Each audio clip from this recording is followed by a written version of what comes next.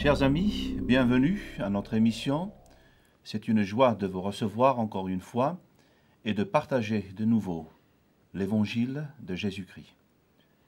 Nous pouvons écrire des livres, nous pouvons écrire des romans, nous pouvons écrire vraiment des milliers de livres, on n'en finira jamais lorsqu'on parle de Jésus-Christ. Jamais, c'est une source inépuisable.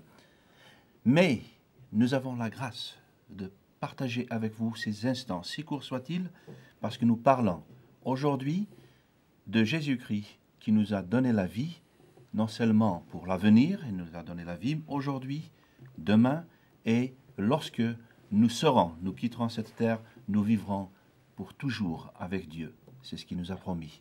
Et c'est une grâce de partager ces choses avec vous. J'ai à cette table encore Meki, merci. Bonjour Kader. Hassan, merci d'être avec nous.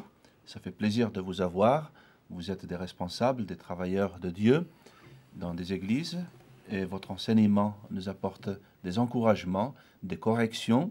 C'est ce qui est bien encore, pas simplement être encouragé, mais aussi d'être corrigé. Et Delila, merci d'être encore avec nous. Merci à vous tous.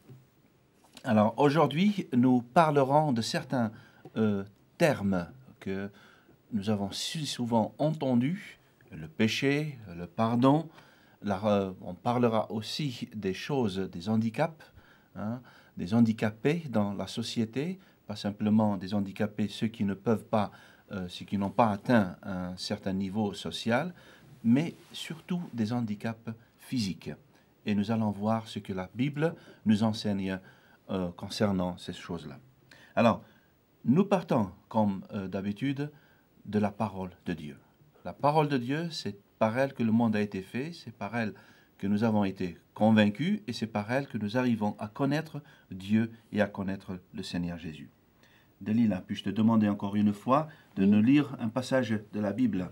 C'est avec beaucoup de plaisir qu'aujourd'hui nous ouvrons nos Bibles dans Matthieu 9, chapitre 9, versets 1 à 8. La parole de Dieu nous dit « Jésus, étant monté dans une barque, traversa la mer et alla dans sa ville. Et voici, on lui amena un paralytique couché sur un lit. Jésus, voyant leur foi, dit au paralytique, « Prends courage, mon enfant, tes péchés sont pardonnés. » Sur quoi, quelques scribes dirent au-dedans d'eux, « Cet homme blasphème. » Et Jésus, connaissant leurs pensées, dit, « Pourquoi avez-vous de mauvaises pensées dans vos cœurs ? Car lequel est plus aisé de dire, « Tes péchés sont pardonnés » ou de dire, « Lève-toi et marche » ? Or, afin que vous sachiez que le Fils de l'homme a sur la terre le pouvoir de pardonner les péchés, « Lève-toi, dit-il au paralytique, prends ton lit et va dans ta maison. » Et il se leva et s'en alla dans sa maison. Quand la foule vit cela, elle fut saisie de crainte et elle glorifia Dieu qui a donné aux hommes un tel pouvoir. Merci et gloire à Dieu pour cette parole. Juste les premières impressions. Alors je commence par Meki. Jésus a accompli une guérison, la guérison d'un paralysé. Et on voit là une action miraculeuse. Mais ce qui m'a beaucoup impressionné, c'est que Jésus a vu la foi des gens qui venaient à lui. Ils venaient déjà avec cette espérance d'être guéris. Venir à Jésus avec la foi, d'être guéri. Merci. J'ai dit les premières impressions. Hassan? Les premières impressions sont les suivantes. Il faut savoir que à l'époque de Jésus, les Juifs faisaient directement le lien entre les handicaps physiques et, disons pour eux, les handicaps physiques étaient la conséquence d'un péché, soit non confessé, mais en tout cas commis et non pardonné. Très bien, merci. C'est un point très important, parce que dans nos sociétés, il faut le dire que on essaie de cacher les enfants qui sont nés, par exemple, avec une, comment on appelle cela? Malformation. Une malformation, Oui. oui, donc un handicap.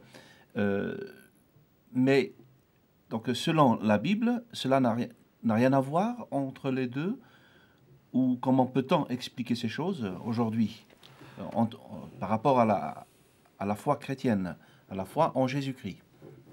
En fait, par cette guérison et aussi par ce pardon des péchés, Jésus annonce déjà qu'un jour, un ciel nouveau, un monde nouveau apparaîtra, naîtra, et qu'il n'y aura plus justement ces conséquences du péché, du mal dans notre monde, dans nos vies, qui sont qui sont des handicaps physiques.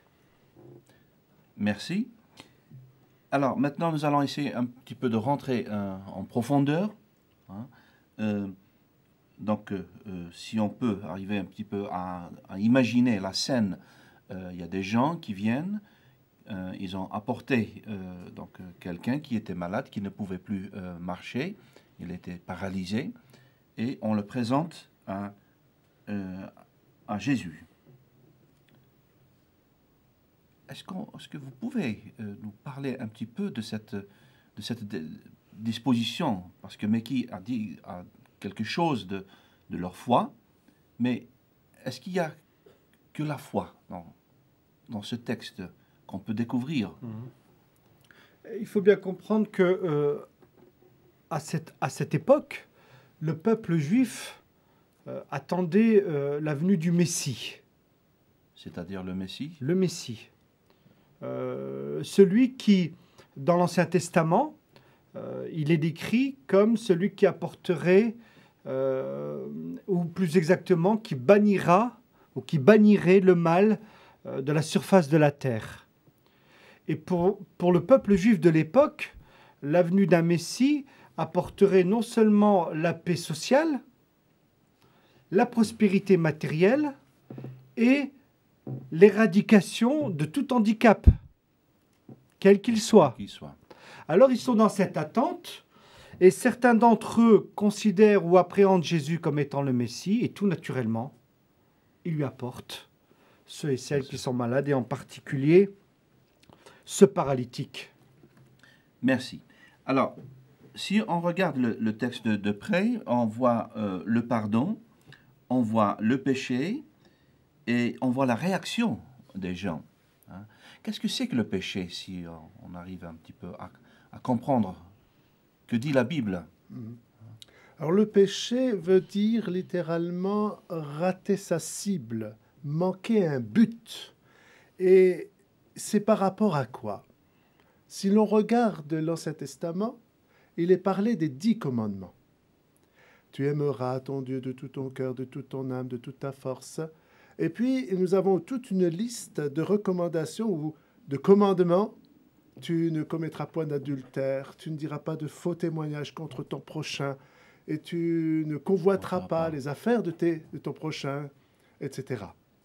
Alors, on rate le but par rapport à ces commandements de Dieu. Et ces commandements de Dieu régissent la terre entière pour tous les humains. Mais depuis Adam, il y a eu justement la chute de l'homme. On appelle ça la chute de l'homme. Le péché est entré. La désobéissance pour toute l'humanité est entrée dans le cœur de l'homme. C'est-à-dire que donc, tout ce qui vient de naître ne sont pas des pages blanches, mais ils ont en eux le germe, la semence du péché. Oui. Ouais.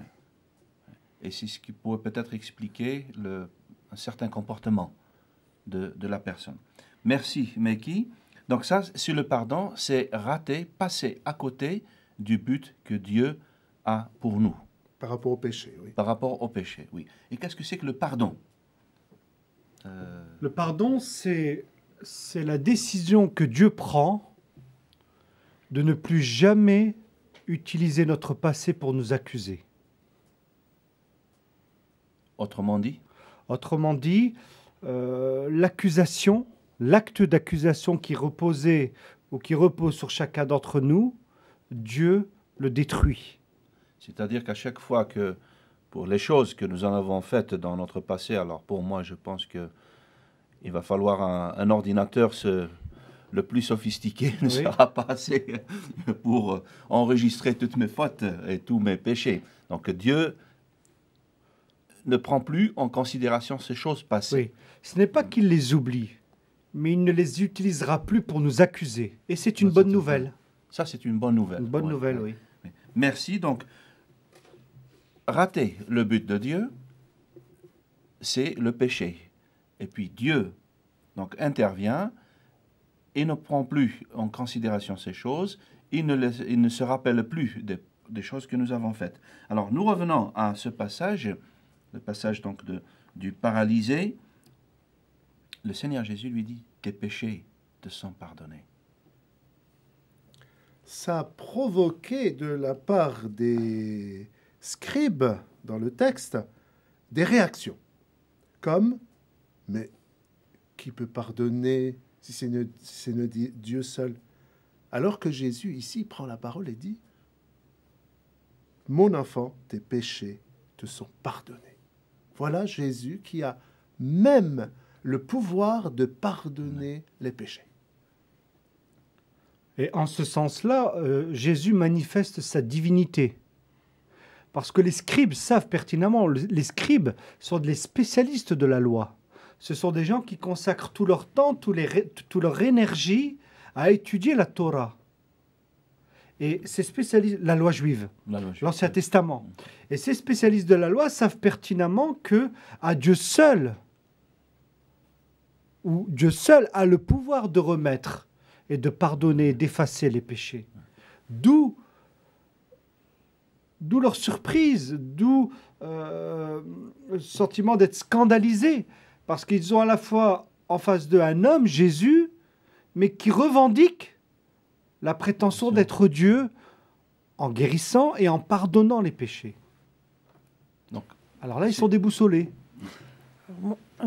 Moi, je voudrais rajouter là, je crois que c'est la même interpellation que dans le passage de la femme surprise en flagrant délit d'adultère, où le Seigneur Jésus va dire à ces mêmes scribes, peut-être des pharisiens qui étaient aussi sur place, celui qui n'a jamais péché lui lance la première pierre. Jésus va pardonner à la femme surprise en flagrant délit. Il va lui dire, va ma fille, mais ne pêche plus. Oui. Là, je crois que Jésus est venu pour nous pardonner, pour nous donner une vie nouvelle. Nous sommes en Christ des nouvelles créations. Et là, je crois qu'il donne aussi à ce paralytique, qui plus est n'est pas pris en flagrant délit d'adultère, puisqu'il n'a pas voulu être paralytique, il va lui donner l'opportunité de lui pardonner ses péchés. Sauf que dans le passage que tu évoques, Jésus demande donc à ceux qui sont prêts à lapider cette femme, on note au passage qu'il n'y a que des hommes, en attendant, il leur demande simplement d'aller au-delà du jugement, au-delà de l'application de la loi, en fait d'aller à la miséricorde, au pardon. Au pardon. Il y a un autre... Donc, le Seigneur Jésus, ici, a pardonné, et comme nous venons de l'entendre, donc le pardon ne revient qu'à Dieu, c'est lui qui a le pouvoir de pardonner. Le mot « pardonner », est-ce que, par rapport dans l'Ancien Testament, comment il est expliqué, comment il a été enseigné, le pardon, que ça veut dire exactement pardonner? Bon, ne plus jamais, donc on ne revoit plus donc Dieu ne regarde plus à nos péchés, il ne les cite plus dans le présent et dans l'avenir, mais dans l'Ancien Testament, le pardon est à une autre façon, je dirais. Du temps de Moïse, lorsque Dieu lui a donné des recommandations d'établir une arche, c'était aussi pour dire que Dieu veut habiter au milieu de son peuple, le tabernacle de Dieu. Mais à l'intérieur de ce tabernacle, il y avait un sanctuaire, un lieu qu'on appelle saint et très saint. Il y avait les parvis, le lieu saint et le lieu très saint, où il y avait une arche où, une fois par an, le sacrificateur ou le souverain sacrificateur était appelé pour offrir un sacrifice, ou plutôt du sang. Alors, donc ce sacrificateur, pour l'expliquer à ceux qui nous regardent, qui écoutent, c'était l'homme donc qui se mettait entre Dieu et les hommes. Le prêtre, Le prêtre, oui. le religieux. Oui. Il qui était le offrait, représentant du peuple oui, devant Dieu. devant Dieu. Et il devait présenter ce sang qui était sacrifié, d'un bouc, d'une brebis, pour que justement le péché, disons, soit aux yeux de Dieu recouvert. Recouvert. À l'époque, c'était une manière de dire que Dieu, la colère de Dieu ne s'apaise pas sur le peuple à cause de leur péché, mais que ce sang était justement pour apaiser la colère de Dieu. Donc c'est pour faire, donc c'est pour que la colère de Dieu ne se manifeste pas sur son peuple, afin qu'il n'y ait pas comme on dit, Parce que Dieu avait besoin de voir ça, et c'est Dieu lui-même qui l'a établi. Mais c'est en prévision de ce qui allait se passer plus tard avec la venue de Jésus-Christ. Donc selon l'Ancien Testament, il n'y avait que Dieu qui pardonnait. C'est la raison pour laquelle les religieux qui étaient devant le Seigneur Jésus étaient un petit peu irrités. Oui. Hein, ils n'étaient pas contents que le Seigneur Jésus dise « je te pardonne ».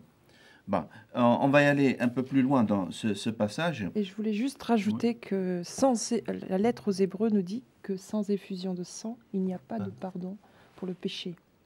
Donc c'est un parallèle de l'Ancien Testament où le sacrificateur faisait un sacrifice de sang, comme a dit le frère, mais qu'aujourd'hui, Jésus-Christ aussi est allé à la croix et a versé son sang pour le pardon des péchés.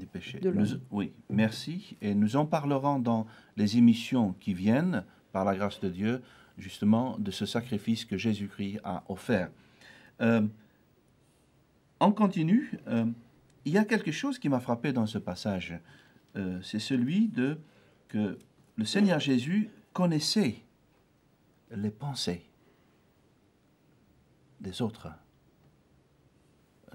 Le verset, il leur dit « Pourquoi avez-vous de mauvaises pensées dans vos cœurs ?»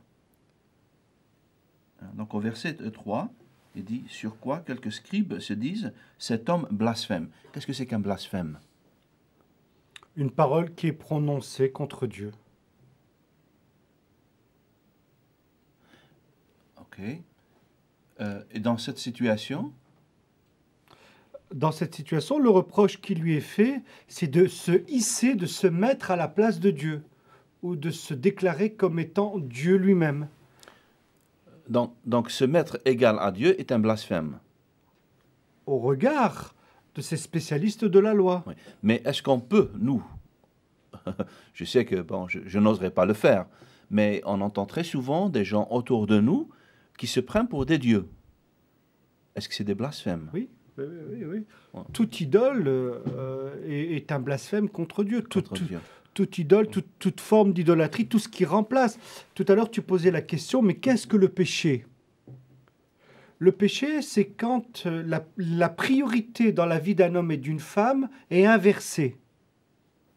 C'est-à-dire, on peut effectivement mener une vie religieuse, correcte, exemplaire, mais si dans le cœur de l'homme et de la femme, Dieu n'a pas la première place, alors nous sommes dans une situation de péché. Oui. De péché. Oui. Et les 10 commandements, mais qui tu les as cités quelquefois? Tu aimeras ton Dieu de tout ton cœur, de toute ton âme, de toute ta force. Cela nous fait comprendre que c'est toute notre personne qui doit être consacrée à Dieu.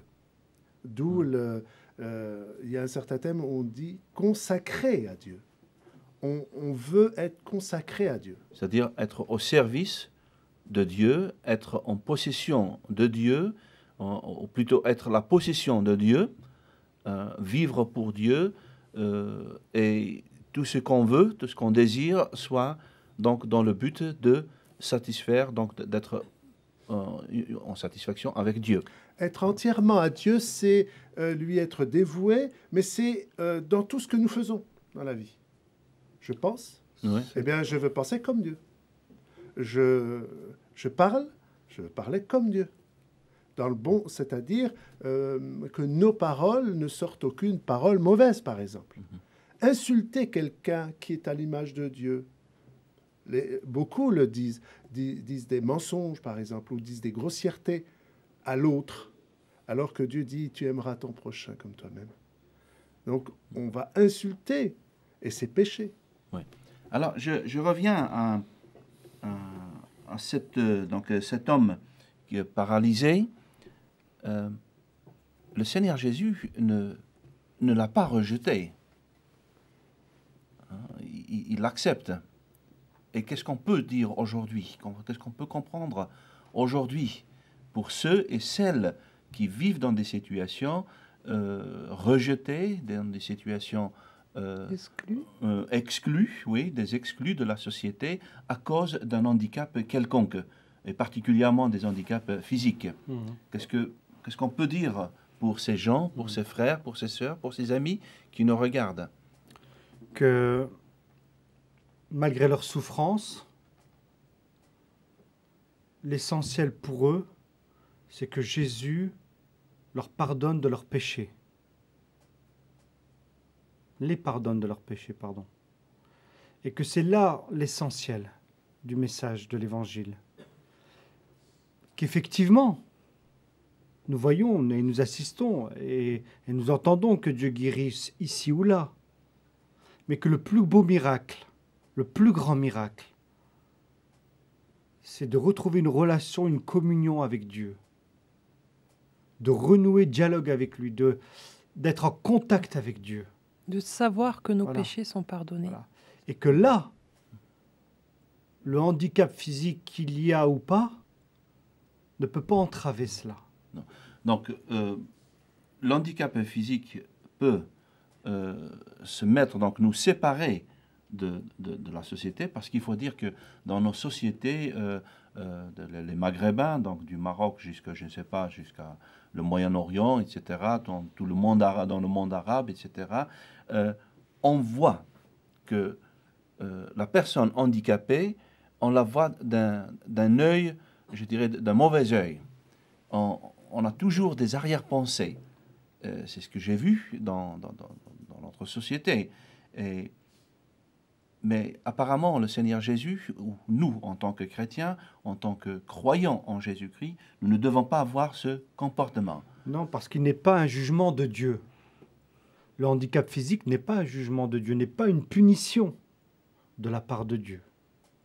C'est simplement parce que nous vivons dans un monde soumis et un monde déchu, c'est-à-dire de pécheurs, un monde défiguré, pas comme Dieu l'avait conçu au commencement, et que précisément Jésus est venu nous dire que ce monde et que nos vies ont été rachetées par lui, et qu'un jour, voilà l'espérance du croyant, l'espérance chrétienne, qu'un jour, il n'y aura plus ni maladie, ni deuil, ni larmes, ni mort, parce que tout aura changé.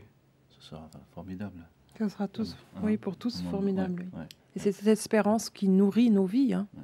Et donc, ce royaume de Dieu, je ne sais pas si on l'a dit aujourd'hui ou on l'a dit dans l'une des émissions passées, le royaume de Dieu est ici, aujourd'hui. Pour quiconque croit. Pour quiconque croit. Donc, ces personnes qui ont des handicaps physiques qui sont exclus peuvent vivre ce royaume de Dieu, peuvent avoir ce royaume de Dieu en eux aujourd'hui. Dieu ne les exclut pas. Non seulement il ne les exclut pas, mais il s'intéresse à elles et elles sont d'une grande valeur pour lui. Ça, c'est formidable de l'entendre. Dans la communauté, il y a deux personnes sur chaise roulante, une qui est bien sûr chrétienne depuis de longues dates et qui rayonne de la joie de Dieu, tout en étant infirme. Elle a la sclérose en plaques et quand elle doit se mettre debout, il lui faut un appareil, mais c'est juste un petit moment. Mais sinon, elle est presque 24 heures sur 24 sur chaise roulante. Et bien sûr, si elle doit aller dormir, elle ira dans son lit. Mais sinon, elle se débrouille toute seule. Mais qu'est-ce qu'elle peut rayonner de l'amour de Dieu dans sa vie? Dans sa vie, ouais. Et elle répand aussi autour d'elle. des amis, Ouais. toutes sortes de personnes qui la voient sont bien sûr interpellées dans leur cœur et ils sont aussi encouragés, ressortent de chez elle réjouis. Donc à elle seule, elle est un témoignage que Dieu Ouais. l'aime Que Dieu l'aime. Et que Dieu l'utilise. et l'utilise. Et l'utilise. Parce Ouais, que ça nous touche, ça touche toujours. Donc on peut refléter finalement Jésus-Christ. Oui, parce que le plus grand bonheur est d'être pardonné. Ouais. Si on peut être guéri, c'est bien, mais être pardonné, c'est mieux. C'est mieux. C'est mieux. Ouais. Oui. Merci. Je voudrais terminer avec un verset qui est là, qui est cité, que le Seigneur Jésus lui-même a dit, afin que vous sachiez, hein, donc afin que vous sachiez que le Fils de l'homme a sur la terre le pouvoir de pardonner. Il dit au paralytique, lève-toi. C'est formidable, n'est-ce pas? Hein? Mais est-ce qu'il y a des paralysies dans nos vies très courtes, des paralysies qui ne sont pas forcément des paralysies physiques? Ouais. Ah oui. Oui, Absolument. oui, nous avons tous à lutter contre l'égoïsme, contre la méchanceté. Oui, oui. Ceux Ouais. qui sont pris par la boisson, par exemple. Oui. C'est C'est un ça aussi, obstacle. Ça La détruit violence. en même temps. La violence. La La violence. violence. La violence dans le couple, dans la famille, Dans la société. voilà, font Ouais. partie de nos infirmités Ouais. desquelles Jésus peut nous en délivrer. Donc, toute forme d'esclavage, toute forme d'oppression sur la personne qui ne lui donne pas la liberté d'agir comme Dieu le veut, peut être cité, nommé comme étant un handicap, comme étant donc une paralysie dans nos vies. Merci pour ces éclaircissements. Le temps passe très vite, il faut le dire. Hein, il faut le dire. Et nous ne pouvons pas tout dire sur la parole de Dieu. Donc c'est pourquoi nous demandons, hein, nous incitons, nous encourageons tous ceux qui nous regardent à lire la Bible.